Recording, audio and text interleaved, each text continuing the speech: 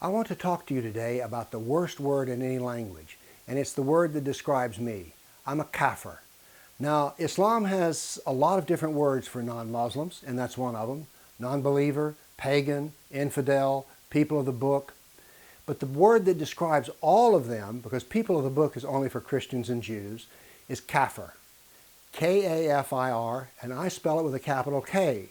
Why do I spell it with a capital K? Because Muslims get a capital M, and so I get a capital K, because I'm just as good as they are. Now the plural of kafir is kufar, but I say kafirs. Why? Because I want the word to be used in the English language, and let's use a standard English plural. The meaning of the Arabic word, kafir, and that is the Arabic word, means one who conceals. That is, in my case, I really know that Allah wrote the Quran and that it's perfect, and I really know that Muhammad is the prophet of Allah, and I'm just covering it up because I'm just mean that way. Kafir also means someone who is not grateful. That is, I'm not grateful for the bountifulness of Allah, and I'm not grateful for Muhammad, and I am not grateful for Muhammad. Let me make that clear. The word kafir is used so much that I've put together some statistics about it. The Quran devotes 64% of its text to the kafir, the unbeliever. The Surah devotes 81% of it to the unbeliever, the kafir. And the Hadith, 37% is devoted to the kafir. Now here's the thing. Allah hates the kafir. Let me read you a verse. This is Quran 40:35. They, kafirs, who dispute the signs are the verses of the Quran, of Allah without authority having reached them, are greatly hated by Allah and the believers. So Allah hates me, but notice something else. Muslims hate me. As a matter of fact, there are 13 verses in the Quran which say that Muslims are not the friend of kafirs.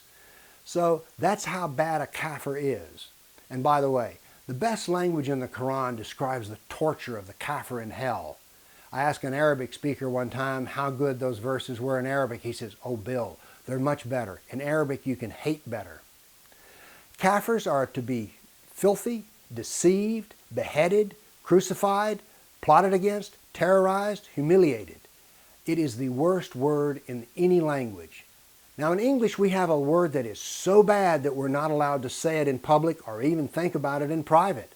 It is so bad that we call it the N-word. We're not allowed to say any word that's that terrible in public. So we're relieved of the responsibility of ever saying nigger by saying, oh, it's the N-word. But let's notice something about the N-word. The N-word is a personal opinion of bigotry. Whereas the word kafir, Allah says I'm a kafir. Allah says I'm filthy. So that's the reason the word is worse than any word in any language, in that it is not bigoted. Kafir is the truth of Allah. It is sacred hate. As a matter of fact, all of Islam can be seen in one sentence. The purpose of Islam is to eliminate the kafir. Every act of jihad is against the kafir. And here's what I'm telling you. Use it. Take its power away. When I deal with Muslims, I always let them know I am a kafir. I even had one of them say, why would you say that about yourself? A kafir is so dreadful. That's because I want them to know what they really think of me. And I want them to know that I know their secret dirty words. So don't use any word like people of the book, unbeliever. Use the word kafir. Help take away its power and help educate the world how the world sees them, the kafir non-believer. Thank you.